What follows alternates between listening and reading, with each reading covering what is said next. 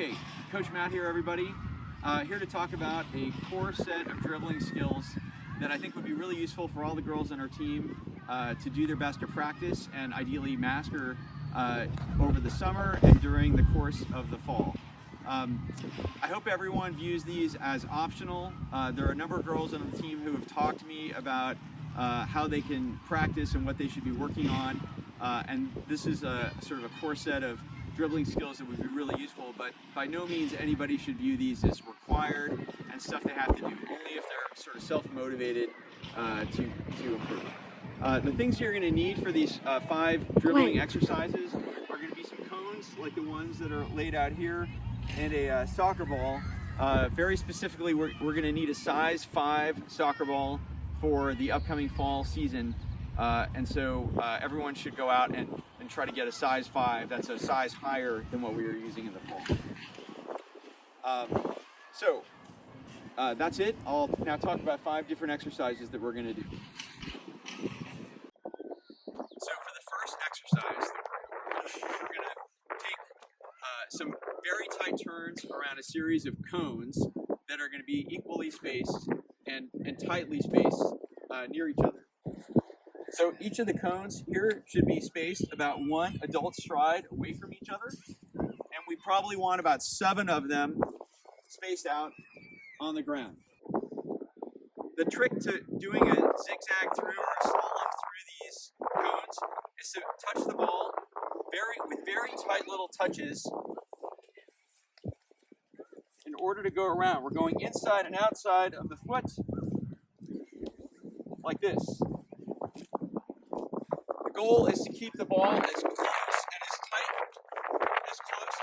to the cones as possible without going wide and having to bring the ball back, and without running over the cones. We don't want to be doing that. We're trying to avoid the cones. Okay, so we're going to try to zigzag through here using initially just the left foot and then eventually moving over to the right foot, or vice versa for anyone who's right-footed.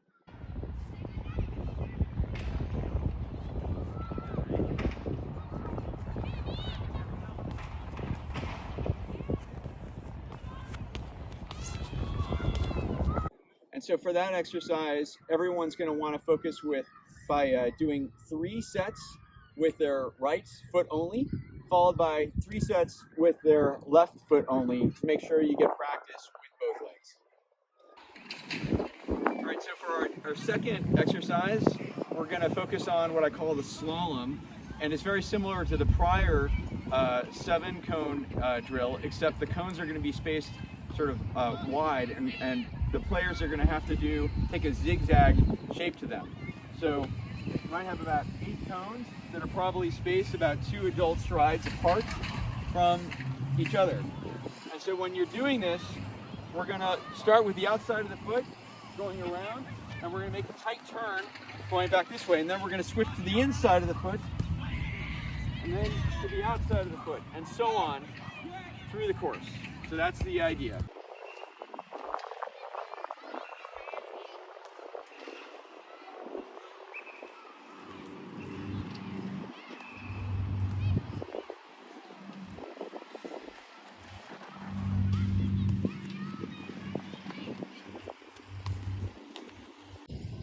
Each of the girls is going to want to do, say, three runs with their right foot only, touching the ball only with the right foot, followed by 3 runs through the course using only their left foot to make sure they're getting practice with both feet. Okay,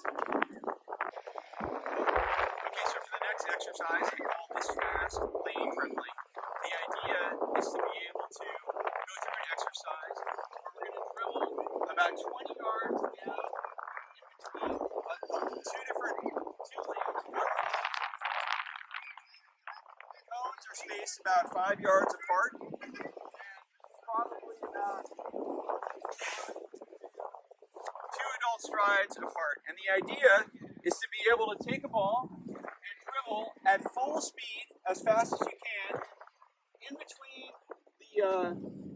in this lane without going outside of the border as quickly as you can. Okay, so I'm briefly going to talk about the right form to use when dribbling on a straight line as quickly as you can. The key thing to note is that when you hit the ball, we're hitting it with the outside of the foot and planting our foot and hitting it like that. We're not doing any sort of flick. We're not hitting it with the inside of the foot. It's with the outside of the foot. And the right form is to kick the ball right before we plant. So it's kick, plant. Kick, plant is the right form. And right now we're going to have one of our players demonstrate this at full speed.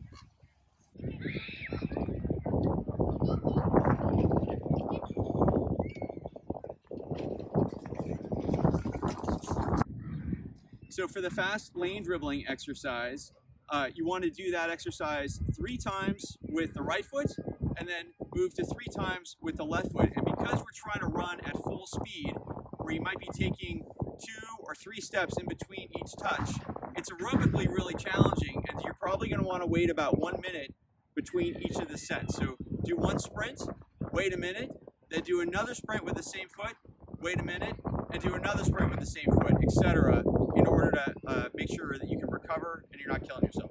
Okay, so for the 4th dribbling exercise that we want to do, I'm going to call that controlled lane dribbling. So unlike the last one, when we were sprinting at full speed, for this one, we're not sprinting at full speed. We're maybe moving at about 80 to 90% of full speed, but the important thing is that every time we take a step, we touch the ball. So it'll be every step we're taking, we're hitting the ball. So touch, touch, touch. So I'm going to demonstrate that really quickly here. And the right form. Again, the form is going to be the same. We're touching the ball with the outside of the foot. And we're doing it as we step. So the right form is touch, touch, touch, touch.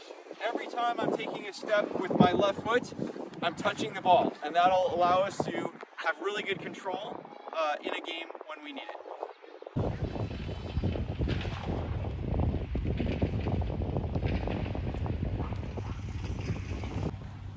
So on the controlled lane dribbling exercise, the idea would be to do, say, 3 sets of that with your right foot, followed by 3 sets of it with your left foot, by taking about 1 minute break in between. It's a pretty intensive aerobic exercise, so you're going to want to give yourself a little bit of rest before you hop back into doing the next one.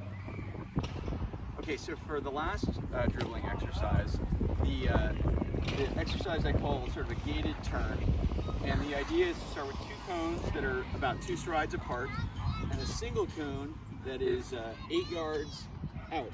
And the idea is that our player should start with the ball here and dribble as quickly as you can toward that single cone, make a very tight turn, bring the ball back, and when you bring the ball back, I want you to stop it, but I don't want you to stop it with the bottom of your foot. Instead, as you come in and you stop it, I want you to stop it by cutting it short with the outside of your foot and landing in an athletic position here, ready to go again. So we're going to do maybe 5 of these with the right foot, and then take a 1 minute break, and then immediately do 5 of them with the left foot, and then we'll be done. So that's about the exercise. Okay, now we're going to demonstrate that.